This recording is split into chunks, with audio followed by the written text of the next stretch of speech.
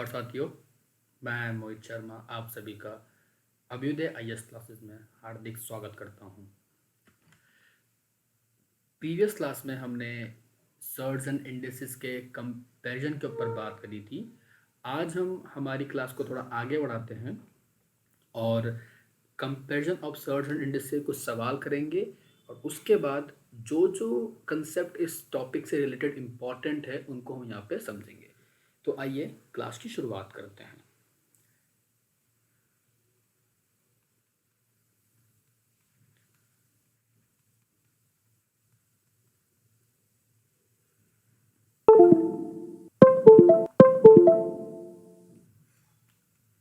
चल रहा था हमारा comparison of shirts and indices.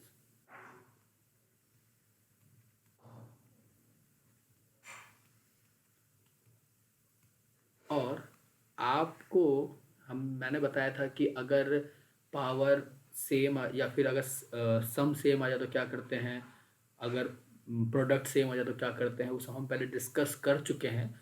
और अगर जिन बच्चों ने वो वीडियो नहीं देखा है वो आप प्लीज़ प्रीवियस वीडियो देखिए ताकि आपके कंसेप्ट सही रहेंगे और आपको ये वीडियो देखने में मज़ा आएगा। तो आइए अब हम क्लास की शुरुआत करते हैं। तो इस टॉपिक को आगे बढ़ाने से पहले मैं आपको थोड़ा सा ज्योमेट्रिक प्रोग्रेशन के बारे में बताना चाहता हूँ, जीपी के बारे में। किसके बारे में? Geometric progression. ज्योमेट्रिक प्रोग्रेशन होता है जीपी, ठीक है। ये एक सीरीज होती है जो हम जैसे अर्थमेटिक हुआ, हार्मोनिक हुआ, ज्योमेट्रिक हुआ, ये सब एक सीरीज होती हैं।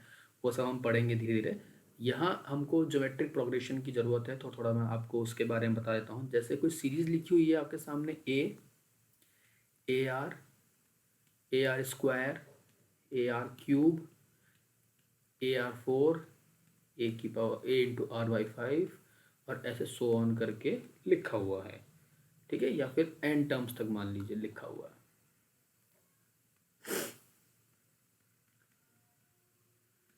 तो उसमें जो ए लिखा होता है वो हमारा होता है फर्स्ट टर्म, पहला पद, ठीक है। दूसरा हमारा जो होता है आर। आर किसे बोलते हैं? आर बोलते हैं ratio of second term upon first term. क्या बोला मैंने आपको? Ratio of first term, ratio of second term upon first term. या फिर मैं बोल लूँ आपको, आर तो हमेशा क्या होगा? सेम रहेगा। तो आर हम यही बोल सकते हैं कि ratio of third term upon ratio of second term. क्या बताया मैंने आपको? Ratio of second term upon ratio of first term, या फिर ratio of third term upon ratio of second term, या फिर आप बोल सकते हैं ratio of fourth term upon ratio of third term. ये होता है हमारा आर। आई होप आपको ये चीज़ समझ में आई होगी। अब हम चलते हैं आगे। इस ज्योमेट्रिक प्रोग्रेशन सीरीज का जो सम होता है, जिसको हम बोलते हैं एसएन से डिनोट करते हैं, वो होता है ए ब्रैकेट में Rn-1 अपॉन R-1। ओके। और यहाँ पे R मैं आपको बता चुका हूँ क्या है। यहाँ पे है रेशियो फर्स्ट टर्म या फिर second term upon first term का, और ए जो है वो हमारी फर्स्ट टर्म है, एन जो है नंबर ऑफ टर्म्स है, ठीक है। ये फॉर्मूला आपको याद होना चाहिए।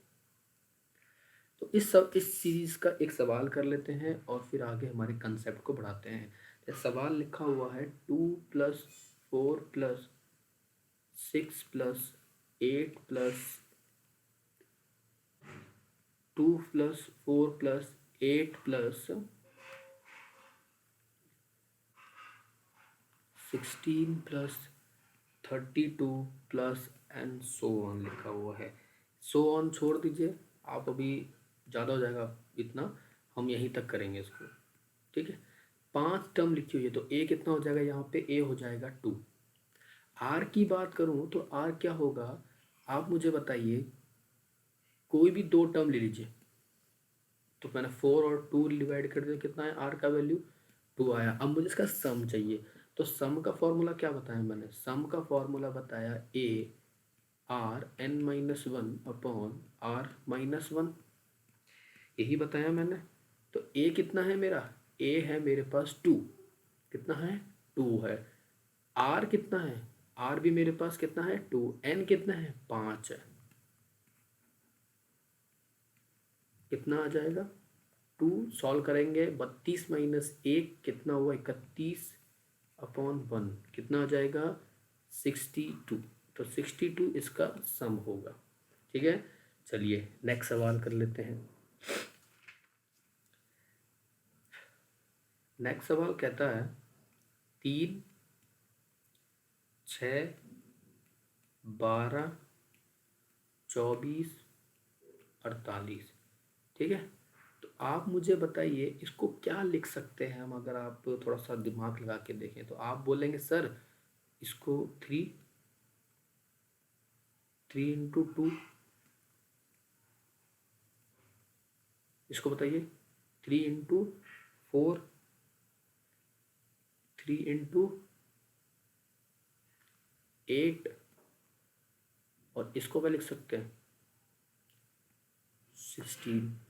अब आप देखेंगे सर यहाँ पे ये लिख रहा है 2 की पावर 1, यहाँ पे आप देखेंगे लिखा हुआ है 2 की पावर 2, यहाँ पे लिखा हुआ है 2 की पावर 3, यहाँ पे लिखा हुआ है 2 की पावर 4। तो सर अगर मैं यहाँ से 3 कॉमन ले लूँ तो क्या बचेगा, अगर सर मैं 3 में यहाँ से कॉमन ले लूँ तो 2 की पावर 1 प्लस 2 की पावर 2 प्लस 2 की पावर 3 प्लस 2 की पावर 4। तो सर ये बन गया जीपी। अब सर क्या बन गया, सर जीपी बन गया। तो सर जीपी का फर्स्ट टर्म क्या है, जीपी का फर्स्ट टर्म क्या है सर, यहाँ पे ए है 2। आर की बात करें तो सर 2 का स्क्वायर अपॉन 2 कितना हो जाएगा सर, 2 ही होगा, होगा कि नहीं होगा, हो जाएगा। अब सर इसका सम देख लेते हैं, इसका सम कितना आएगा sir, A R N minus one upon R minus one. तो ए कितना है सर, 2 है। आर की पावर एन कितना है सर, कितने टर्म है सर, 4 टर्म है, माइनस वन अपॉन वन, कितना आ जाएगा 2, 16 माइनस वन 15, 15 टू जा 30। तो ज्योमेट्रिक प्रोग्रेशन मतलब इस चीज का वैल्यू, इतना सी का वैल्यू, कितने का, इतने का वैल्यू, इतने का वैल्यू 30 आ गया। तो टोटल कितना हो गया 3 इंटू 30, तो कितना हो जाएगा 3 इंटू 90, मतलब 93 आपका इसमें आंसर हो जाएगा। आप समझे मैंने आपको ज्योमेट्रिक प्रोग्रेशन का कंसेप्ट यहाँ क्यों बताया, ताकि आगे अब सवाल आएंगे। देखिए सवाल कैसे आएंगे एग्जाम में, ऐसे सवाल आएंगे। ए दे देगा आपको कितना, 2 की पावर 32, बी दे देगा आपको 2 की पावर 31, 2 की पावर 30 प्लस 2 की पावर 29 एंड सो ऑन करते करते कितने पे आ गया, 2 की पावर 0 पे आ गया। सी दे देगा आपको 3 की पावर 15, 3 की पावर 14, 3 की पावर 13 एंड सो ऑन करते करते कितने पे आ जाएगा, 3 की पावर 0 पे आ जाएगा। अब मुझे बताइए सवाल पूछा है कि विच ऑफ द फॉलोइंग, मतलब कौन सा इनमें से बड़ा है, विच वन इज बिगर या बिगेस्ट, जो आपको समझना समझ लीजिए कौन सा बड़ा है। ठीक है, ए बड़ा है या बी बड़ा है या सी बड़ा है, इन तीनों बताना पड़ेगा। तो उसके लिए आपको यहाँ पे अब इन सब का सम आना चाहिए। तो बी क्या लिखा हुआ है वो देख लेते हैं। बी लिखा हुआ है ऐसे,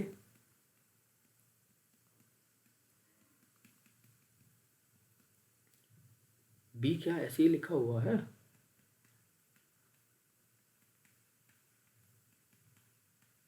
लिखा हुआ है सर। तो सर इसकी अगर मैं बात करूं तो सर ये तो 1 होता है, ये लिखा है 2 की पावर 1, 2 की पावर 2 एंड सो ऑन करते जाएंगे सर, यहाँ आ जाएगा 2 की पावर 31। तो सर इन सब का सम देखें तो ए कितना आ जाएगा सर, यहाँ पे 2 आ जाएगा, और आर कितना आ जाएगा सर, 2 की पावर 2 अपॉन 2 सर, वो भी 2 आ जाएगा। तो सर इन सब का सम देखें ना, तो सर सम आ जाएगा एस एन कितना आ जाएगा, A R N minus one upon R minus one. तो सर सम कितना आ रहा है? टू। टू की पावर कितने हैं अब मुझे बताइए। 1 से लेके 31 तक लिखा हुआ है, तो कितने टर्म्स हो गए? तो आप बोलेंगे सर n इक्वल टू 31 है कि नहीं? तो 2 की पावर 31 माइनस 1 अपॉन 1,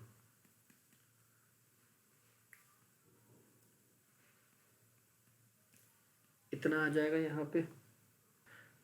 तो आया हमारा इतना सम। तो टोटल सम कितना हो जाएगा इसका? तो 1 प्लस 2 की पावर 32 माइनस 2 कितना हो जाएगा? 2 की पावर 32 माइनस।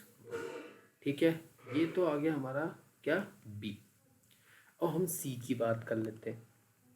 सी कितना दे रखा है आपको? सी दे रखा था 3 की पावर 0, 3 की पावर 1, 3 की पावर 2, और कहाँ तक दे रखा है? 3 की पावर 15 तक दे रखा है। तो सेम 1 रखा, इसका सम इसका तो 1 होता है। 3 की पावर 2 कहाँ तक गया? 3 की पावर 15 तक गया। तो 1 प्लस एस एन निकालना है, तो एस एन कितना हो जाएगा? ए इंटू आर की पावर एन। आर कितना है यहाँ पे? आप बोलेंगे, चलो लिख देता हूँ, ए है 3 और आर कितना है? 3 की पावर 2 अपॉन 3 कितना हो जाएगा? 3 की पावर मतलब 3। तो 3 एन कितने हैं? 15 माइनस 1 अपॉन आर माइनस 1 होता है, तो कितना आ जाएगा?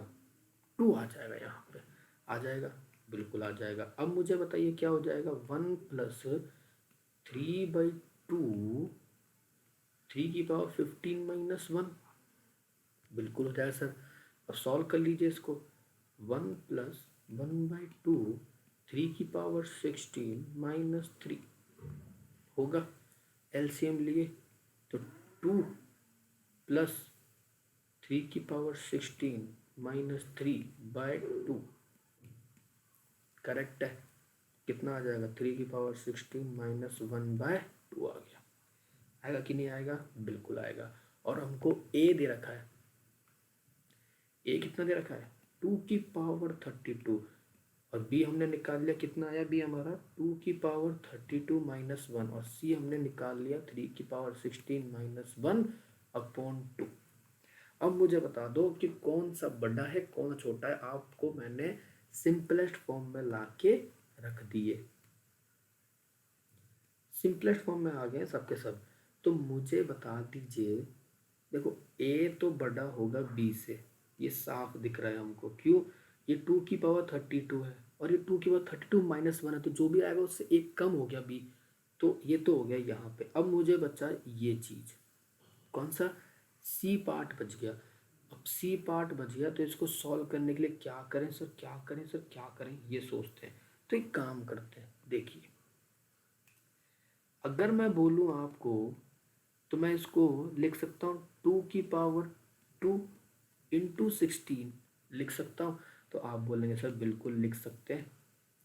और बी को अगर मैं आपसे बोलूँ तो आप लिख सकते हैं 4 की पावर 16 माइनस 1, लिख सकते हैं, बिल्कुल लिख सकते हैं। और सर ये कितना लिखा हुआ है अब ये बता दीजिए? 3 की पावर 16 माइनस 1 अपॉन 2। तो मतलब इसका क्या हुआ सर? ये तो देखिए 4 की पावर 16 है, ये 4 की पावर 16 माइनस 1 है, और 3 की पावर 16 माइनस 1/2 है। मतलब सर ए बड़ा हो गया, साफ दिख रहा है सर। फिर बी बड़ा हो गया, फिर सी छोटा हो गया सर। मतलब ए सबसे बड़ा है, फिर बी छोटा है, फिर सी सबसे छोटा है। तो आप समझे कैसे हमको मतलब क्वेश्चन को शॉर्टेस्ट फॉर्म में लेके आना और फिर सॉल्व करना है। इसीलिए मैंने आपको वहाँ पे जीपी का कंसेप्ट समझाया। तो आइए अब हम नेक्स्ट सवाल करते हैं। सवाल है आपका कि which of the following is true. ये सवाल लिखा हुआ है। सवाल में आपको दे दिया है √2 plus √5 equal to √7। B option दे दिया है √2 अपॉन √5 ग्रेटर देन या इक्वल टू √7। सी ऑप्शन दे दिया है √2 प्लस √5 ग्रेटर लेस देन 7, और लास्ट ऑप्शन दे दिया है कि √2 प्लस √5 क्या है, ग्रेटर देन 7 है। तो सिंपल सा, कुछ मत करिए आप, तो मान लीजिए पहला ऑप्शन ये दोनों बराबर हैं, और एक काम करिए स्क्वायर कर दीजिए दोनों तरफ, क्या कर दीजिए, स्क्वायर कर दीजिए। जैसे ही मैंने स्क्वायर करा तो आपने देखा कि कितना बन गया, ये बन गया 2, ये बन गया 5, और ये बन गया 2√10, और ये हो गया हमारा 7। तो आप देखेंगे ये 7 से ज़्यादा ही तो हो रहा है, वैसे भी हो रहा है 7 से ज़्यादा, आपको दिख ही रहा है साफ साफ। तो सर देखेंगे अगर हम, तो ये 7 से तो कट ही गया, देखो ये 7 से कट जाएगा, अगर देखेंगे तो ज़्यादा बच रहा है सर, ये तो यहाँ तो कुछ बच ही नहीं रहा। तो मैं क्या बोलूँगा आपसे कि सर इसका मतलब सर ये हो गया सिंपल सा कि √2 प्लस √5 जो है ना वो बड़ा है किससे, √7 से। ठीक है, तो ऑप्शन कौन सा हो जाएगा, डी ऑप्शन हो जाएगा। चलिए नेक्स्ट सवाल पढ़ लेते हैं। नेक्स्ट सवाल कहता है √8 प्लस √5, √7 प्लस √6, √10 प्लस √3 और √11 प्लस √2। क्या बोला है, arrange them in ascending order, arrange them in ascending order. और असेंडिंग ऑर्डर क्या होता है मुझे ये बता दीजिए आप लोग।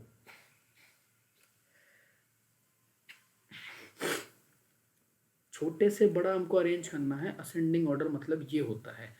तो मैंने आपको बताया था कि जब सम सेम हो जाए, सम कितना हो रहा है, 8 5 13, 7 6 13, 10 3 13, 11 2 13, तो सबका सम चेंज हो जाए तो हम सिर्फ क्या चेक करते हैं, दोनों का प्रोडक्ट चेक करते हैं।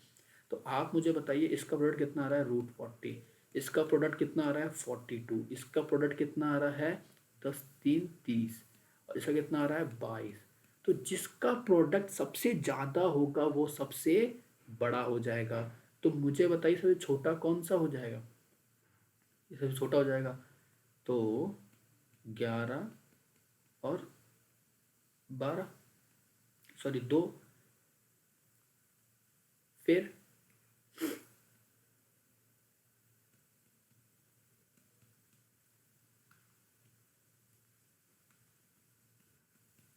फिर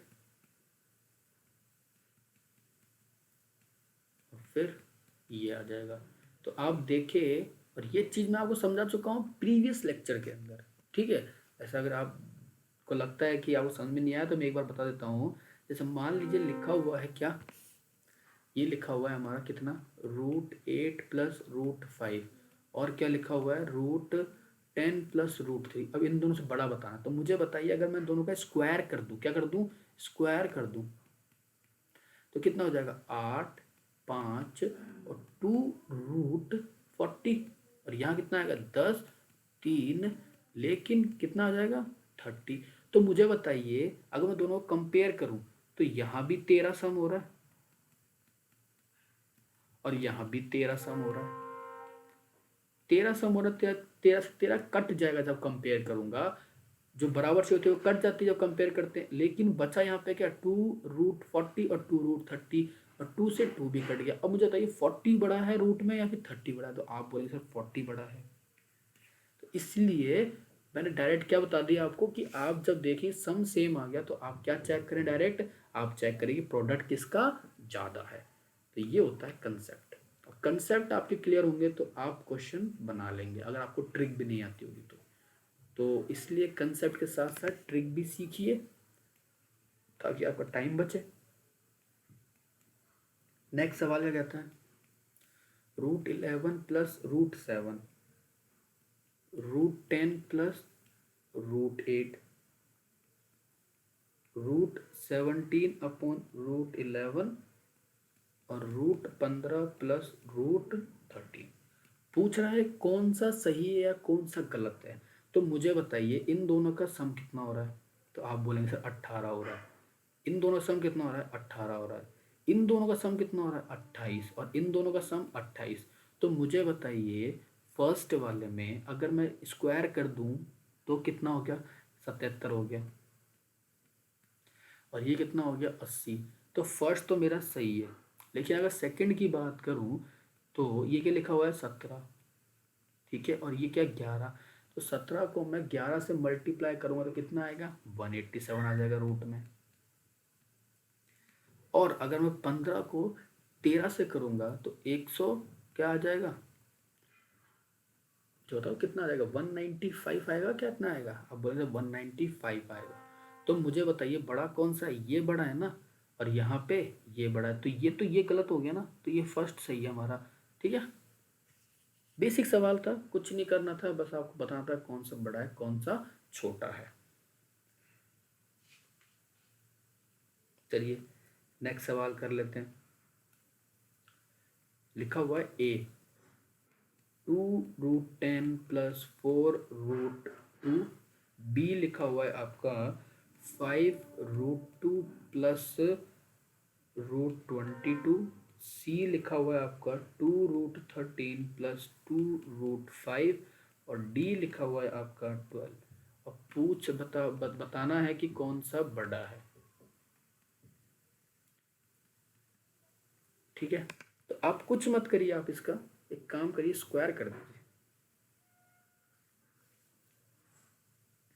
क्या कर दीजिए, स्क्वायर कर दीजिए। स्क्वायर हमसे मतलब हमेशा इसका इजीएस्ट वे होता है। ठीक है, या फिर कुछ और तरीका लगाइए। अगर ए लिखा हुआ है 2√10 और 4√2, अगर मैं देखना चाहूँ, अगर मैं रूट रूट में लिख दूँ इन दोनों को, मैं ज़्यादा लॉजिक नहीं लगा रहा, मैं सिर्फ इतना लिख रहा हूँ कि रूट में लिख दूँ, तो ये हो जाएगा √40, ये हो जाएगा 32। बिल्कुल सही लिखा। अगर मैं बी की बात करूँ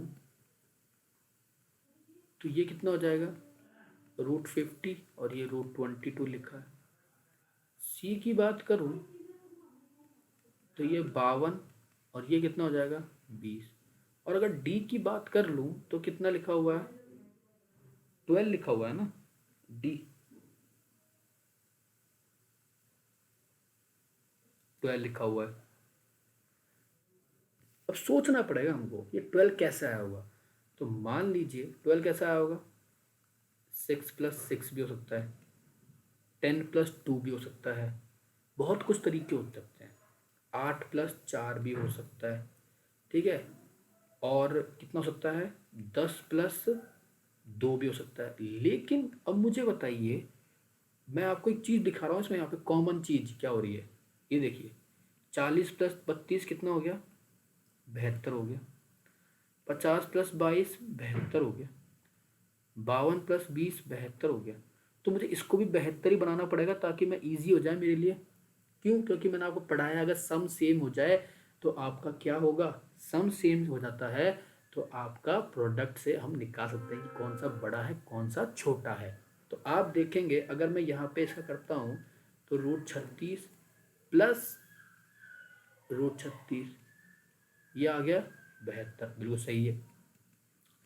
इसको देखूं √64 + 16, तो ये कितना हो रहा है सर, ये तो 80 हो जा रहा है, ये तो नहीं बनेगा, मतलब ये मेरे लिए सही नहीं है।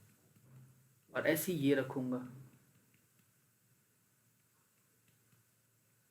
ऐसी अगर ये रखूंगा तो सर मेरे लिए ये भी सही नहीं है, मेरे लिए ये भी सही नहीं है सर। मैंने क्या करा, मेरे लिए बेस्ट था ये वाला, तो मैंने इन दोनों को हटा दिया ऑप्शंस को। तो आपने देखा कि हमारे लिए सुटेबल क्या था, 36 और 36 था, तो मैंने ले लिया है। अब मुझे बताइए सबका सम सेम हो गया है तो आप निकाल लेंगे कि कौन सा बड़ा है कौन सा छोटा है। तो सवाल बहुत इजी आते हैं, बस हमको ना उसका लॉजिक देना पड़ता है, और ये लॉजिक आपको एक बार समझ में नहीं आएगा, प्रैक्टिस प्रैक्टिस करोगे जितना उतना ही बेटर होगा आप लोगों के लिए। ठीक है, एक सवाल करते हैं जो CGL मेंस में आया हुआ है। ठीक है, आपको भी अच्छा लगेगा कि आप लेवल के सवाल कर रहे हैं, क्योंकि आप लोगों के इतने हार्ड नहीं आएंगे जितना CGL मेंस में आते हैं। तो एक बार आप देख लीजिएगा। पूछा है which one of the following is true. पहला ऑप्शन दे रखा है 1/, इतना 29/4 और 1/√5। ठीक है, ऐसे ही इसके बहुत सारे बना दिए हैं, सेकंड और थर्ड लिख देता हूँ। इसको मान लीजिए ये फर्स्ट है, इसको सेकंड बोल देता हूँ मैं, इसको थर्ड बोल देता हूँ। तो इसमें लिखा हुआ है सेकंड, फिर लिखा हुआ है फर्स्ट और फिर लिखा हुआ है थर्ड, और इसमें लिखा हुआ है थर्ड और इसमें लिखा हुआ है आपका फर्स्ट और इसमें लिखा हुआ है सेकंड। ठीक है, ये सवाल मैं बार बार नहीं लिख रहा हूँ ताकि आपका टाइम वेस्ट ना हो कि आप लोग एक ऐसे पद के लिए जाएंगे जहाँ पे आपको बहुत कुछ सोचना है। तो इसलिए बस मैं आपसे इतना ही बोलूँगा, तो आपका टाइम बहुत ही महत्वपूर्ण है। तो आइए सवाल करते हैं, तो कैसे करना है वो देखते हैं। अगर मैं इसको ऐसे लिख देता हूँ, सवाल लिख रहा हूँ, बस कुछ भी नहीं कर रहा, सवाल ही लिख रहा हूँ अभी मैं। तो आप बोलेंगे सर ये लिखा हुआ है 12 की पावर 1/3, ये लिखा है 29 की पावर 1/4 और ये लिखा है 5 की पावर 1/2। तो मैंने आपको बताया था कि अगर पावर 1 में चल जाती हैं तो आप उनका एलसीएम लेके उन पावर को सेम बना सकते हैं। तो मुझे बताइए, अगर मैं एलसीएम ले लेता हूँ इसका 3 का, 4 का और 2 का, तो कितना आएगा? आप बोलेंगे सर 12 एलसीएम आएगा। अगर 12 एलसीएम आएगा और मैं 12 को सब जगह मल्टीप्लाई कर दूं तो यहाँ बच जाएगा 4, ठीक है, यहाँ हो जाएगा 3 और यहाँ हो जाएगा कितना 6। अब आप मुझे बताइए कि आप इसको कैसे सॉल्व करेंगे। ये लिखा हुआ है 12 की पावर 4, 29 की पावर 3, 5 की पावर 6, कुछ सेम दिख ही नहीं रहा, तो कैसे सॉल्व करें इस चीज़ को, बताइए। चलो चलो चलो सॉल्व करते हैं, थोड़ा सा लॉजिक लगाएंगे, समझेंगे कि कैसे करना है कैसे नहीं कर सकते हैं। ठीक है, तो आपको भी अच्छा लगेगा और आपको भी लगेगा कि हाँ चलो सर समझा तो रहे। चलिए पहले हम इसको ले लेते हैं, बी को, सी को और ए को। ठीक है, या फिर आप समझ लीजिए 1 2 3 जो मैंने पहले लिखा था। 29 की पावर क्या लिखी हुई है, क्यूब लिखा हुआ है, और अगर मैं इसको लिख दूं 5 की पावर 6 लिखा हुआ है। अगर मैं इसको चेंज करके यहाँ पे लिख दूं 5 की पावर 2 और क्यूब, और यहाँ लिख दूं 29 की पावर क्यूब, तो आप समझ जाएंगे सर ये हो गया है 29 के पावर क्यूब और ये हो चुका है 25 का पावर क्यूब। क्यों? इससे मैंने अगर पावर सेम बनाई तो मुझे पता लग गया कि कौन सबसे बड़ा होगा। तो आप देख सकते हैं ये बड़ा होगा, तो मुझे पता लग गया कि बी जो है वो बड़ा है मेरा सी से। ये चीज़ मुझे क्लैरिटी मिल गई यहाँ पे। अब मैं क्या करता हूँ, अब मैं ये चेक कर लेता हूँ कि 12 की पावर 4 और 29 की पावर 3, अब इसमें कौन सा बड़ा है, ए और बी में से। तो मैंने क्या किया, मैंने लिख लिया इनको ऐसे, खोल लिया, कुछ भी नहीं करा, मैंने सिर्फ खोल रहा हूँ।